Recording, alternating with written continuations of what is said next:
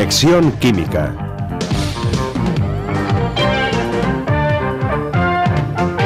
Estas pequeñas piezas de metal no tienen mucho valor, pero si les añadimos una capa brillante y un poco de decoración, cobran valor. Exactamente $1 canadiense. Son muy brillantes, pero no son de oro. Son de níquel y están bañadas con una aleación de cobre y estaño aplicada por electrólisis. Eso les da el color dorado. Una vez aplicado el baño, las monedas se troquelan y toman este aspecto.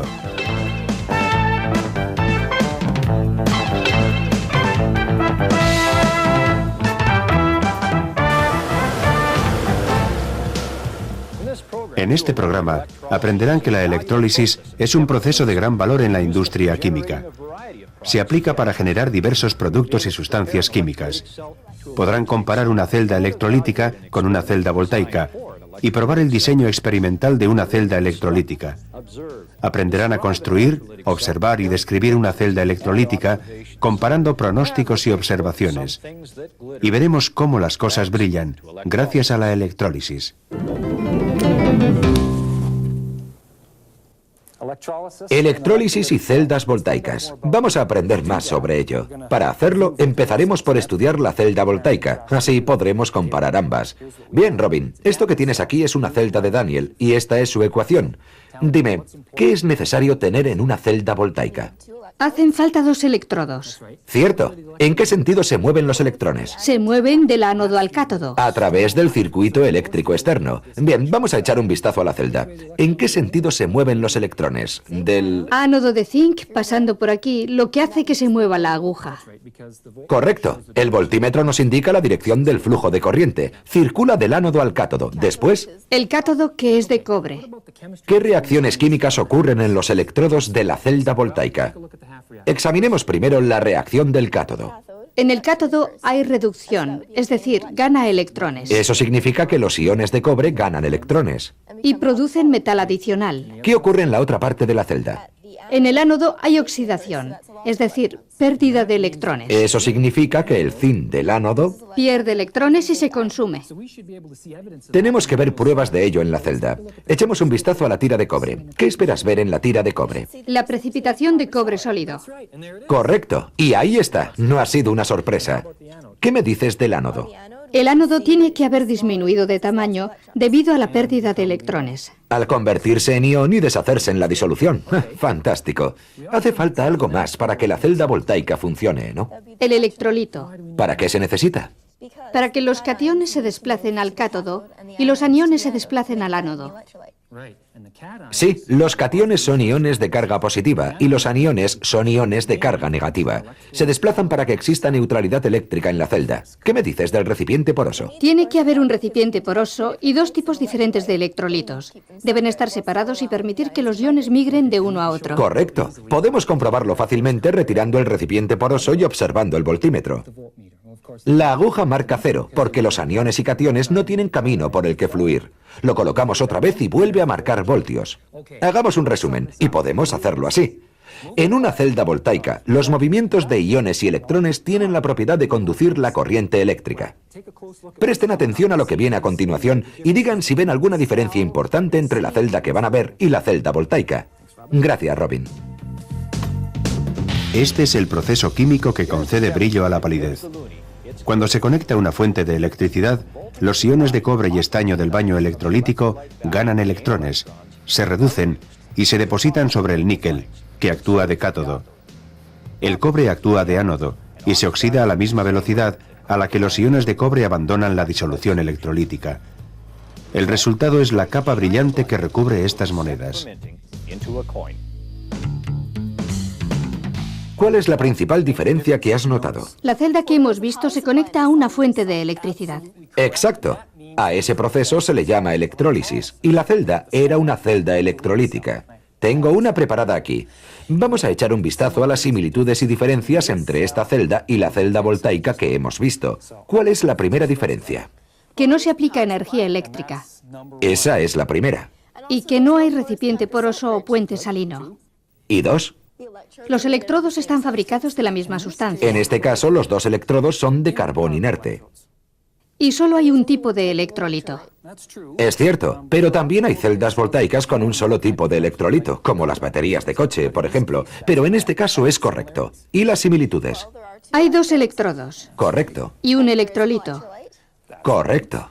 Y hay un circuito externo como en la celda voltaica. Exacto. Robin, ¿crees que puedes pronosticar las reacciones que ocurrirán en la celda electrolítica si conectas la corriente? Si sabemos lo que hay en ella, podemos usar el método de los 5 pasos para descubrir qué va a ocurrir. Esperaba que dijeras eso. La conectaré y haremos lo que has dicho.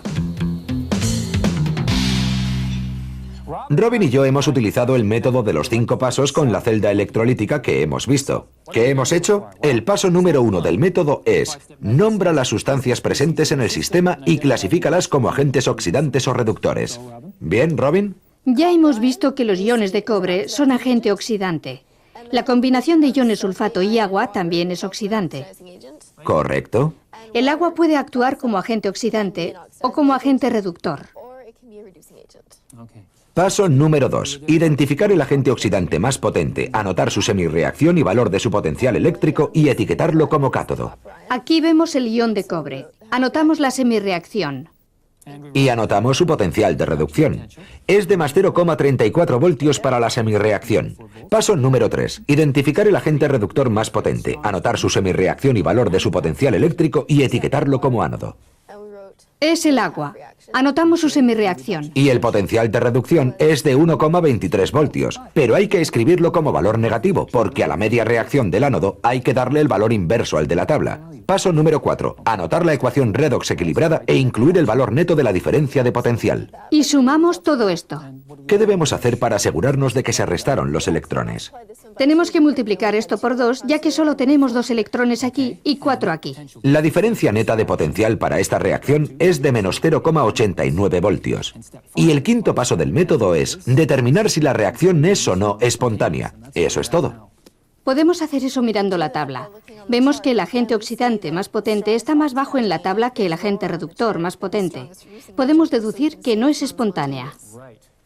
Correcto. Tenemos que comprobar también si el valor neto de la diferencia de potencial es negativo. También es un indicador de no espontaneidad. Así que hay 2 formas de averiguarlo: la tabla y el valor negativo.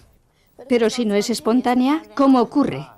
Esa es la parte importante de todo el proceso. En las celdas electrolíticas usamos reacciones no espontáneas, por eso necesitamos electricidad. ¿Recuerdas el suministro de energía eléctrica? El suministrar energía eléctrica hace que se produzca la reacción, en contra de lo que sería la tendencia natural. Añadimos corriente eléctrica y hacemos que suceda. Para esta reacción en particular, la corriente necesita un mínimo de 0,89 voltios. ¿Qué evidencias físicas hay de lo que está ocurriendo en la celda? Deberíamos ver cobre sólido en el cátodo. Exacto, porque hay cobre en la semirreacción del cátodo. Y deberíamos ver que en el ánodo se produce gas de oxígeno. Correcto, está en la semirreacción del ánodo. Si usamos papel tornasol, podremos ver si el ion de hidrógeno está también presente en el ánodo. Eso se debe a que los iones de hidrógeno son ácidos y se producen en el ánodo. Comprobemos en nuestra celda si ha ocurrido todo esto. Es el momento de verificar los pronósticos. Aquí está la celda, lleva un rato funcionando. Robin, ¿qué habíamos pronosticado? Que deberíamos ver cobre sólido en el cátodo. Sí. Y que deberíamos ver gas de oxígeno en el ánodo. Correcto. Y que si usábamos papel tornasol, podríamos ver si había acidez en el ánodo. El ánodo, que es negativo, está unido al polo positivo. El cable rojo. Y se está produciendo gas. Sí, y nuestra ecuación dice que debe ser gas de oxígeno. Pasemos ahora a la acidez. No podemos usar papel tornasol porque solo indica si la disolución es ácida o no, no el grado de acidez. Resulta que la disolución de sulfato de cobre es naturalmente algo ácida, así que el papel tornasol no podría decirnos si ha habido cambios. Usaremos el denominado papel indicador universal. Tú coges un pedazo y yo cojo otro. Lo haremos del siguiente modo. Tú comprueba la cuba del ánodo y yo comprobaré una disolución de sulfato de cobre y veremos si la operación realizada en la celda electrolítica ha causado alguna diferencia. Así debería ser. Coloquémoslo sobre esta tabla de colores y busquemos el color. El mío es amarillo-naranja y el tuyo completamente rojo, el más alto en la tabla de colores. Cuanto más rojo sea el color, más ácida es la disolución. El color que has obtenido nos indica sin duda que la acidez de la cuba del ánodo ha aumentado debido a la producción de iones de hidrógeno. ¿Qué me dices del cátodo? Pronosticamos que en el cátodo habría cobre sólido. Y aquí está. Depositar una fina capa de metal en otra sustancia se llama galvanotecnia. ¿Es el proceso que se usa para hacer joyas bañadas en oro y cosas así? Exactamente. Y tiene multitud de aplicaciones. Echemos un vistazo.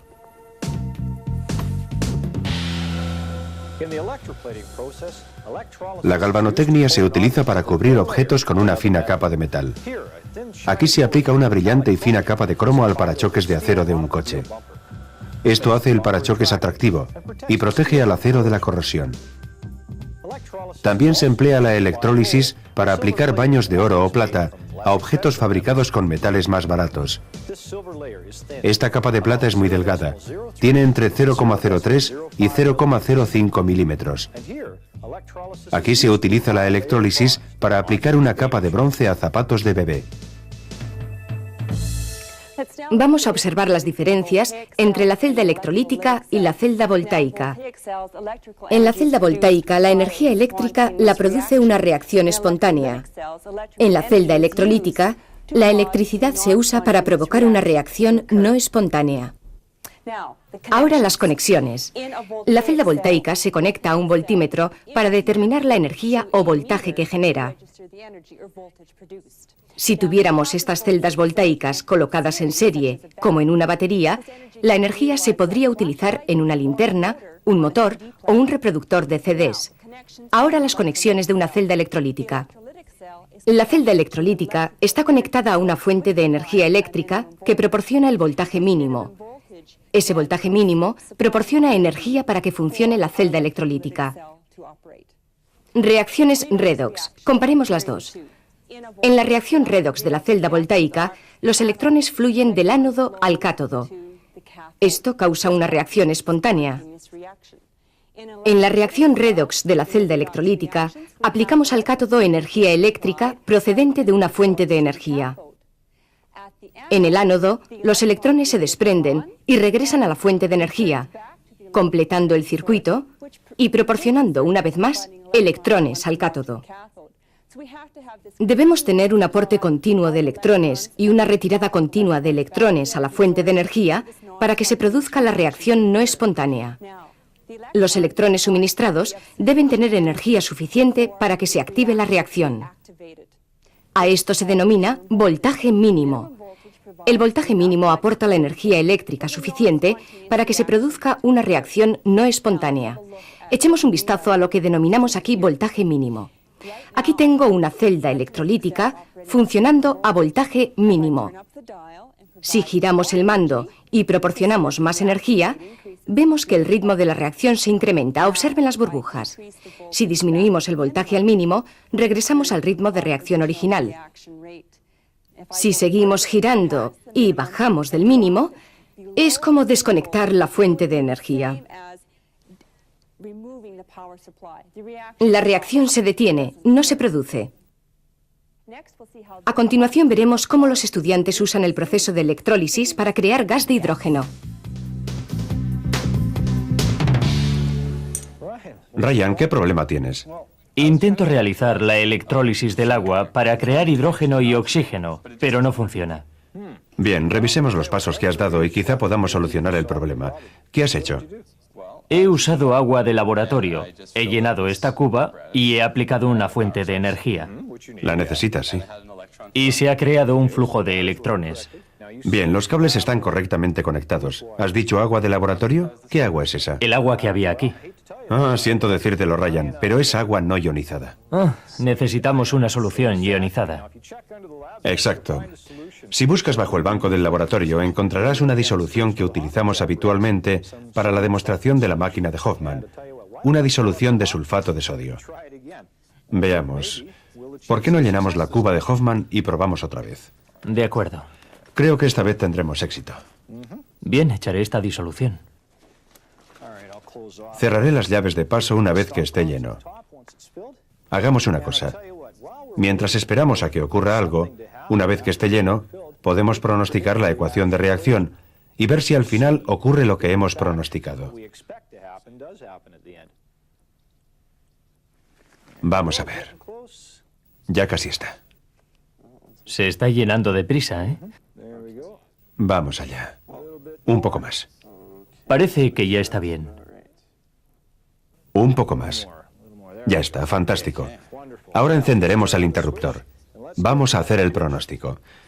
¿Qué técnica vamos a usar para realizar el pronóstico? Bueno, creo que tendremos que usar la técnica de los 5 pasos. Exacto.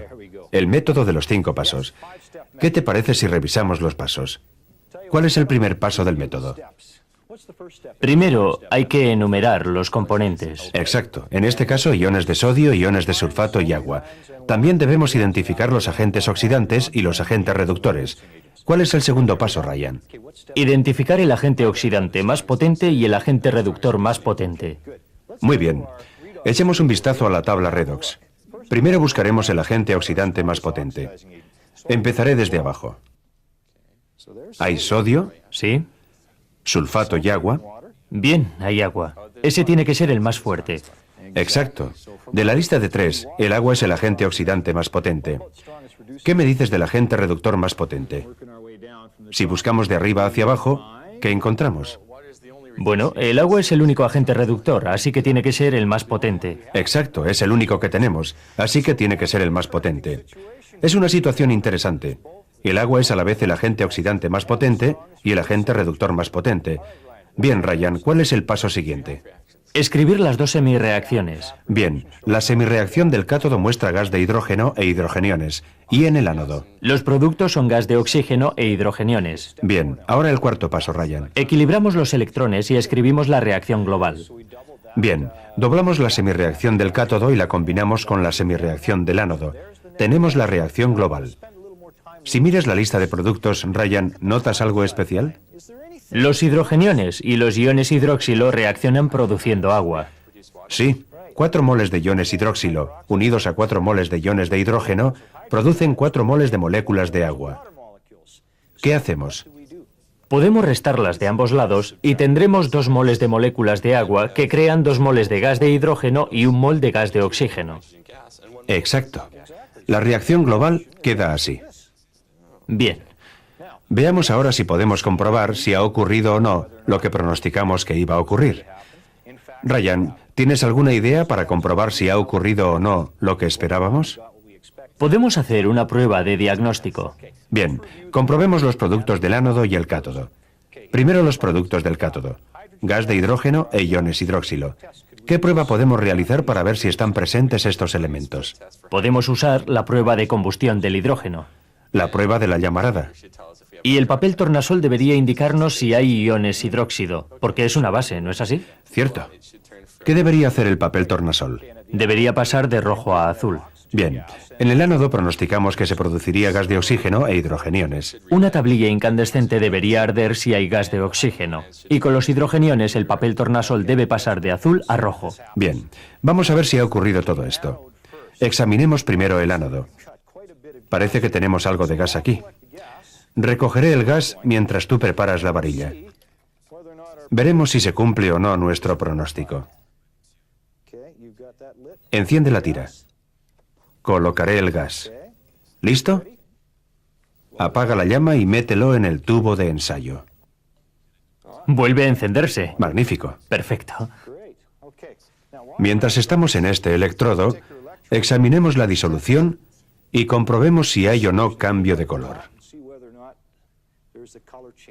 Fíjate en eso. El papel azul se ha vuelto rosa. Se ha confirmado el segundo pronóstico. Estupendo. Vamos a comprobar el otro. Pronosticamos que en el cátodo habría gas de hidrógeno. Todavía tenemos la varilla incandescente. Recogeré el hidrógeno. ¿Listo? Sí. Vaya, la clásica llamarada. Fantástico. Haremos la última prueba, que es aplicar papel tornasol al cátodo. Veamos qué sucede con el papel rosa. Oh, se ha vuelto azul. Efectivamente, puedes ver que el papel rosa se ha vuelto azul. Recuerda, habíamos pronosticado que en el cátodo se producirían iones de hidróxido, y el color azul que vemos aquí es la verificación de nuestro pronóstico. Todo lo que necesitábamos para el aparato de Hoffman era un electrolito. Una vez conseguido el electrolito, hemos triunfado. Otra aplicación comercial importante de la electrólisis es la electrólisis de la disolución de cloruro de sodio o salmuera. Aquí tengo un aparato de Hoffman lleno de una disolución de cloruro de sodio. A esto voy a añadir una disolución tornasol neutra. Vamos a realizar un pronóstico y luego realizaremos el experimento y veremos si se confirma el pronóstico. Ryan va a guiarnos por el método de los 5 pasos para realizar el pronóstico. Bien, Ryan, cuando quieras. Primero localizo todos los elementos que intervienen en la reacción. Son iones de sodio, iones de cloruro y agua. El agua es el agente reductor más potente y el agente oxidante más potente. ¿Qué más? La reacción del cátodo debe hacer que el agua se reduzca para formar hidrógeno e iones de hidróxido. En el ánodo, la reacción debe hacer que el agua se oxide para formar oxígeno e iones de hidrógeno. La reacción absoluta es que el agua se descomponga para formar gas de hidrógeno e iones hidroxilo, gas hidroxilo e hidrogeniones. El voltaje mínimo requerido para esta reacción es de 2,06 voltios. Bien. Y en el cátodo se deben formar gas de hidrógeno e iones hidróxido. El tornasol debe volverse azul en una disolución que contenga iones hidróxilo. En el ánodo, al formarse gas de oxígeno e hidrogeniones, el tornasol debe volverse rojo al reaccionar con los hidrogeniones. Bien. Vayamos al experimento y comprobemos esos pronósticos. Me colocaré el equipo de seguridad. En cuanto te coloques los guantes, encenderé el alimentador de corriente que he conectado al cátodo y al ánodo. Vamos allá. Este es el cátodo. ¿Qué observas en el cátodo? Se está formando gas y parece que el tornasol cambia de color. Sí, eso parece. ¿Qué color crees que es? Parece que se está volviendo un poco azul. Confirma la presencia de ¿qué ion? De ion hidróxilo. Bien, pasemos ahora al ánodo. ¿Qué ves? Se está formando gas, pero no parece volverse rojo. Lo que confirma la presencia de ¿qué ion? Hidrógeno. ¿Qué color ves? Está incoloro. Ajá. Me parece a mí. No hay iones de hidrógeno. Entonces, ¿qué tenemos? Iones de cloruro e iones de sodio. Correcto. Iones de cloruro, un ion que forma parte de la lejía. Y la lejía puede cambiar el color de ciertas disoluciones. Quizás sea la presencia del ion de cloruro lo que se nos muestra aquí. Vamos a la pantalla a ver si podemos determinar qué está ocurriendo exactamente. 2 agentes reductores, ion de cloruro y agua. ¿Cuál has elegido? Elegí el agua. ¿Por qué? En la tabla, el agua está más abajo que el ion de cloruro, así que debe ser un agente reductor más poderoso. Bien, eso es lógico. Estudiemos las 2 posibles semirreacciones del ánodo. En esta se puede pronosticar la aparición de oxígeno. Durante la electrólisis, las reacciones en la superficie del electrodo son muy complejas, sobre todo si se genera oxígeno. Lo que sucede es que si se diluye la concentración de la disolución de cloruro de sodio, no se ve afectado el resultado. El agua pasa a ser el agente reductor más fuerte y se genera oxígeno. Si la disolución de cloruro de sodio está concentrada, el ion de cloruro y no el agua es el agente reductor más fuerte y se origina gas de cloro. Hemos debido utilizar una disolución concentrada de cloruro de sodio. Sí, exacto. Era de 2 moles por litro. Vamos a ver lo que ha ocurrido de verdad. Esta es la semirreacción del cátodo. Se ha originado hidrógeno e hidróxido. El color azul nos ha confirmado la presencia de hidróxido. En la semirreacción del ánodo había ion de cloruro y se ha generado gas de cloro. Has podido ver que el aparato de Hoffman no tenía color. No apareció el color rojo que esperábamos. En la reacción absoluta, el agua reacciona con el ion de cloruro para producir gas de hidrógeno, ion hidróxido y cloro.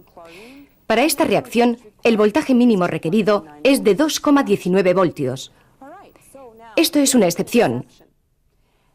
En este caso, la observación no ha confirmado lo que habíamos pronosticado anteriormente. Así que, a excepción de los gases como el oxígeno, se pueden hacer pronósticos aceptables sobre las reacciones del electrodo. El cloro que se genera mediante la electrólisis de disoluciones de cloruro de sodio en agua es una valiosa materia prima para la industria.